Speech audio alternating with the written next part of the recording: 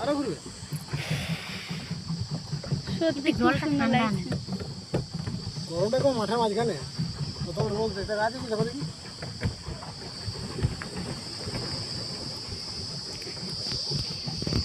সবাই উঠে পালালো। আমাদের গঙ্গাঘাটে যেমন মানে কলকাতায় হাওড়া ব্রিজের নিচের যেটা মানে ভিউটা থাকে ঠিক কিছুটা ওই রকম ওইটা দেখা যাচ্ছে। তো হালকা হালকা সন্ধে, তারপরে এরকম বোটিং, এরকম ঝিল, তারপরে এরকম লাইটিং সবে মিলে ওয়াও ওয়াও ওয়াও।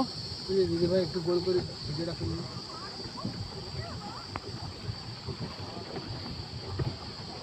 এই পুরো ঝিলটি অনেকবার ঘোরা হয়েছে, ব্যাস আর পারবো না, আবার চলে যাব। অনেকক্ষণ ঘুরেছি।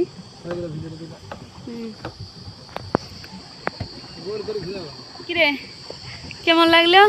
দারুণ বল। দারুণ দারুণ। প্রথমে তো খুবই আর কলকাতাতে টিকিটের প্রাইস জানিস 50 টাকা বা 100 টাকা, আর এখানে 30 টাকা। প্রথমে তো খুবই ভয় লাগছিল। 20 টাকা ছিল, আর পার্কিং এ নিয়েছে 10 টাকা করে। হ্যাঁ পার্কিং এ তো নিয়েছে। পার্কিং না মানে ঢুকতে আর কি। এই তো স্টপ